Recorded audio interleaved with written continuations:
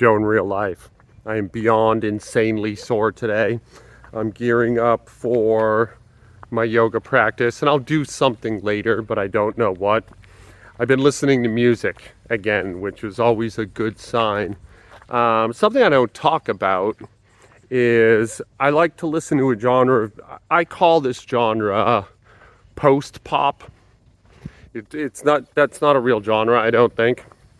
But stuff like Xenia Rubinho or Martina Topley-Bird, I consider post-pop because they have pop influences, but it's like alternative music. It's indie music, for the most part. But it's still like, I like it because it has this unashamed influence and appreciation for pop song sensibilities embedded. And I've come to find out that there's a lot of new music from like my kids' generation of music that I would class as post-pop. But I think it's being marketed as pop, which makes almost no sense to me.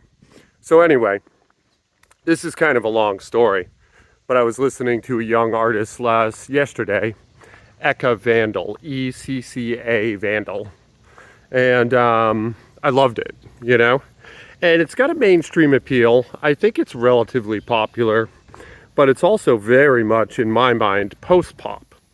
And I listened to it like all day yesterday. I think her songwriting's great. I think her voice is great. And the music has a very garage band feel. Honestly, it made me think of Sonic Youth. And probably if you're a Sonic Youth fan, and then you go and listen to Ecca Vandal, you're going to be pretty mad at me. And I apologize because my first glance was like, oh, this has got some Sonic Youth flavor in it. And as I continued to listen, I felt less and less strongly about that. But I do think it's there. I'm sorry to say it.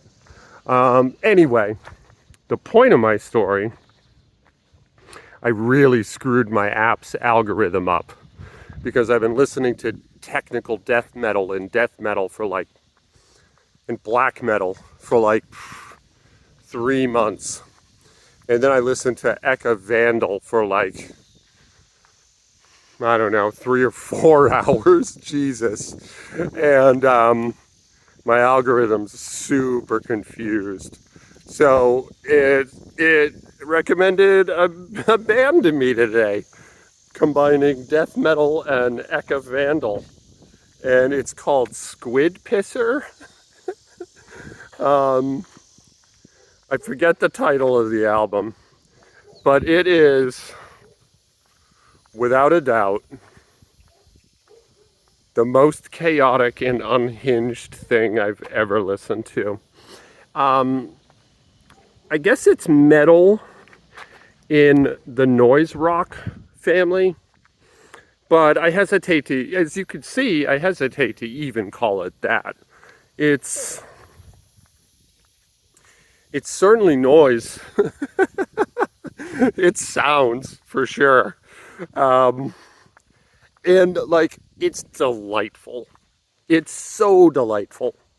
I've listened to half the album, the new album, and I just can't stop laughing.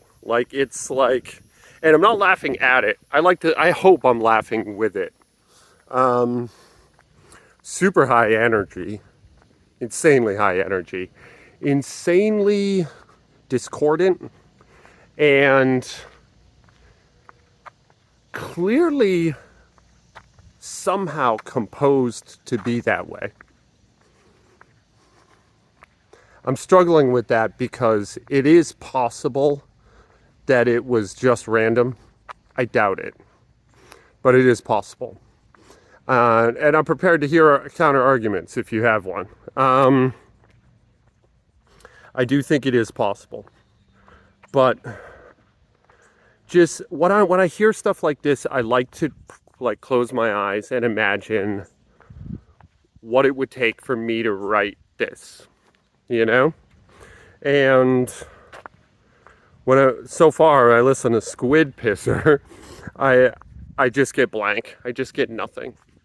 There's no scenario in which I would write something like this. There are little moments where I have a way in, but then they immediately destroy that moment. My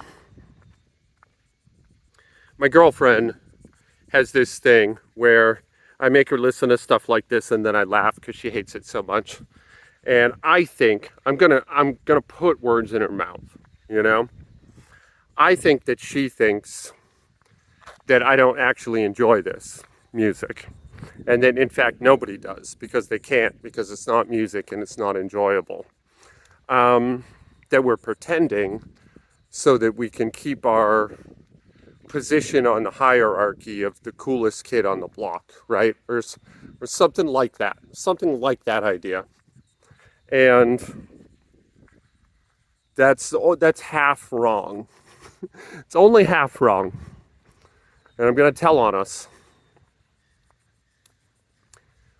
When we were kids and we were struggling to be up this hierarchy of the cool kid hierarchy, we did pretend. We pretended we liked this stuff. The more obscure, the better. The less musical, the better. But at some point, that pretending broke our brain. And now we do like it. And like, I really like it. Like, it's so fun and so exhilarating. But it definitely starts with a lie. Or it did for me. Maybe that's not the case for you. I think for most of us, we lied. We lied to get into the scene. And then the scene took over, you know? Like the avant-garde, wherever you may find it. And it becomes an actual flavor that you crave, you know? So that was a long talk about Squid Pisser. The first half of the talk didn't even have anything to do with it. It's Ecca, Vandal, and Squid Pisser, I suppose. And that's where I'm at today. And I think it's a good sign that I'm talking about music again. I genuinely feel good about that. So stay tuned. I'll do some kind of lift later today. I'll show it to you. All right. Until then. So this is all I did for squats today. Sometimes people ask me why I wear a belt during movements like this. And I'm doing a straight leg twisting movement and then a one arm overhead, just ass to grass squat after the fact. The belt. Well, I have it on loose and it's really there to cue me to stay braced, you know? So like I can feel the belt, and when I have the weight overhead, I push my abdomen out in all directions so that it's tense against the belt. Like I have that tactile sensation that it's a little bit tighter, and then I move, you know? Especially with moves like seen here. I think this is the Klein-Schmidt press. You really want to make sure you're braced. You want to make sure there's no body English at all in the movement. And so that's why I have the belt, you know? It keeps me honest. It keeps me safe. I am not prone to lower back tweaks. And I think part of the reason why, though I'm host to many other like minor injuries, I never get that is because I take these kind of precautions. I hesitate to even call it a precaution because the belt's not working as a belt. It's like I've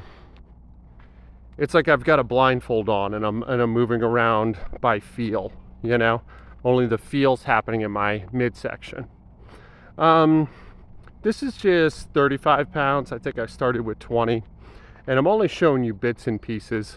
You know, I think I did like a 8-minute long rant about the new music I'm listening to.